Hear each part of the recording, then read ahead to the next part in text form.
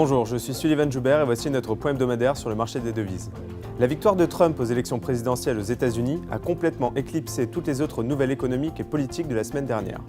Lorsque les républicains ont commencé à remporter quelques États clés, la première réaction des marchés a été négative. Le marché des actions s'est effondré, tout comme le dollar US contre les devises européennes. Cependant, tôt mercredi matin, les marchés ont analysé de plus près l'impact potentiel de la présidence de Trump et ont corrigé les pertes de la nuit. Le marché des actions et des devises se sont d'abord stabilisés, puis ont connu un rallye qui a dépassé leur point de départ de mardi pour finir la semaine bien en hausse. Dans le cas du dollar, nous avons vu le plus gros rallye depuis la crise de 2008-2009 et seulement la livre sterling a réussi à s'apprécier par rapport à celui-ci. Les dépréciations contre le dollar US ont été particulièrement brutales pour les devises des pays émergents. Les plus liquides d'entre elles ont perdu plus de 5% sur la semaine. Sans surprise, la perte la plus brutale a été pour le peso mexicain qui s'est déprécié de près de 10%.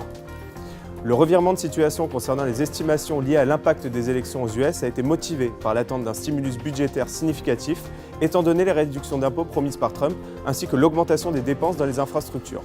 Ce stimulus supplémentaire arrive alors que les salaires américains se renforcent et que l'inflation redémarre. Le vice-président de la Fed, Stanley Fischer, a également contribué au rallye du dollar grâce à son intervention vendredi dernier où il indiquait que la victoire de Trump ne changeait pas la volonté de la Fed d'augmenter ses taux directeurs. Le marché l'a alors pris au mot et les attentes quant à une augmentation des taux de la part de la Fed à son meeting de décembre est maintenant proche des 90% de chance. Le mouvement sur les taux aux US fut également extraordinaire. Les taux de rendement des bons du Trésor américain à 10 ans ont augmenté de plus de 20%, marquant ainsi la variation hebdomadaire la plus importante de ces 50 dernières années. Alors qu'attendre à présent? Pour les devises du G10, nous confirmons nos prévisions d'un renforcement du dollar contre l'ensemble de ces devises. La combinaison d'une croissance robuste, poussée par une relance budgétaire injectée dans une économie proche d'une situation de plein emploi ayant des taux d'intérêt relevés, est souvent un signal de renforcement pour une devise.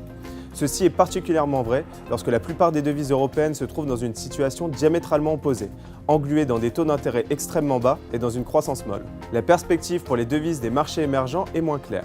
D'un côté, l'augmentation des taux de rendement aux US est généralement un signe négatif pour ces devises. Cependant, la forte relance entamée aux US devrait leur apporter un support.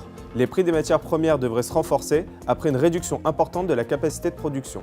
Tout devrait dépendre de l'exposition de chaque pays aux menaces de restrictions d'échange évoquées par Trump et si ces pays sont plus importateurs qu'exportateurs de matières premières. Nous pousserons plus loin nos analyses sur ces sujets et nous publierons de nouvelles prévisions la semaine prochaine sur notre site. N'hésitez donc pas à le consulter.